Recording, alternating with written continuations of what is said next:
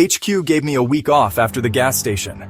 Said I needed to rest. Said there was a team on standby if anything changed. Said there were cameras watching the perimeter of my apartment. What I didn't say, that thing knew my name, my real one, and hers. I told them I was attacked, that I fought, that I won. They didn't ask if I bled. They already knew the answer to that. The apartment felt too quiet after that, like something was waiting for me to stop pretending I was fine. I'd wake up to the coffee still warm, though I didn't remember making it. I'd walk past the mirror and see the stitches in my side pulsing like they were breathing. The bloom was still here. At first, it was just a feeling. Something in the drywall, something in the buzz of the lights, but then it started to creep. A vein across the tile, a wet smear behind the fridge. The first one hit me while brushing my teeth. I looked up into the mirror and saw her, my fiancée, laughing in the reflection. She was brushing her hair. A hotel mirror, snow behind the window. We were somewhere warm, somewhere safe. For a moment, I forgot what had happened. I felt happy. Then she looked at me and mouthed a word I couldn't hear. When I blinked, she was gone. My mouth was full of blood. I'd bitten my tongue nearly in half. I didn't tell HQ. The next one hit during sleep. A dream where I woke up beside her and she whispered, "You're not supposed to remember this yet." Her face shifted. Her smile cracked at the edges. I punched a hole in the wall when I woke up. Behind the drywall, a single tendril of bloom, pulsing, quiet. I finally called it in. Told HQ there was growth. Told them I might have brought it back with me. I didn't tell them about the memories. They sent a retrieval team. But before they hung up, they said I'd be assigned backup from here on out. A support partner. Temporary, they said, just until I got back to baseline. His name was Baird. Showed up the next morning, smiling like this was a field trip. "You must be Moon," he said, tossing a duffel bag full of gear onto my floor like he owned the place. "Heard you almost got turned into soup. Badass." He was taller than me, broad shoulders, wore a backwards ball cap, chewed gum like it was a nervous tick. But his sidearm was custom. His boots were government issue, and he moved like someone who didn't miss.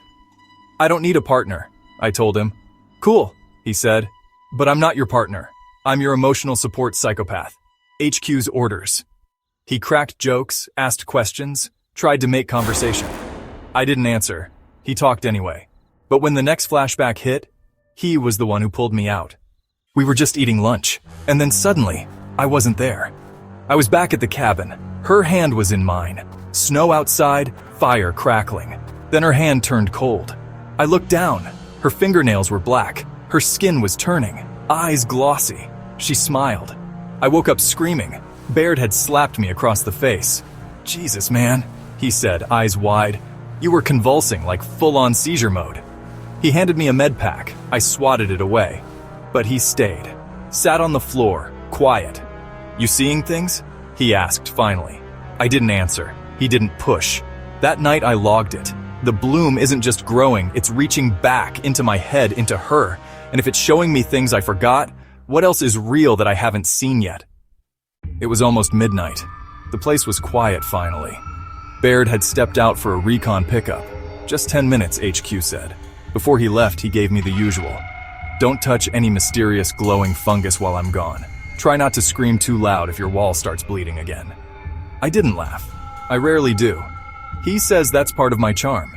Be back before your toast finishes thawing. You know I'm not making toast. Exactly why I said it. The door shut. I exhaled through my nose, alone again. I checked the hallway monitor, half expecting to see another version of me blinking back. Nothing. I was just trying to make a sandwich. That's what I remember. The knife in my hand. Bread, cold meat. Then I heard the door creak behind me. Only it hadn't opened. A shape moved past the hallway. Slow, deliberate. I turned. Nothing. I turned back. It was there. It stood hunched like a quadruped, but wrong. Arms jointed in too many places. Skin stretched tight across bones that didn't belong. The ribs moved when it breathed. The face was dripping wax, melting lips, sagging nose, exposed bone. Its eyes were black, endless, like staring into water at night. Its jaw unhinged sideways, nested teeth folding like machinery. It hissed. The floor vibrated. "Baird, I need backup." No answer. Right. He was out. It had only been 5 minutes. The thing lunged. We crashed through the pantry. I grabbed a skillet and drove it into its neck. I grabbed the lamp, smashed it into the thing's skull. Again, and then it was gone. No monster, just wreckage. The fridge on its side, oven smoking, chairs shattered, shards of glass everywhere. Blood on my hands, mine. 10 minutes later, the door opened. Baird stepped inside. Jesus. He didn't yell, didn't panic, just let the word hang. He crouched beside me. You all right? I nodded. Well, I'm gone 10 goddamn minutes and you decide to host a cage match in the kitchen. Hallucination, I said. Reversion. Yeah, he muttered, pulling out gauze. Figured. He didn't ask for the story, he just cleaned the blood off my forehead. They're in your head now, huh? Seems like it. Well, he said, we can work with that. Means they've got real estate. Real estate, he said, can be burned. He didn't smile. Neither did I. But I didn't feel alone.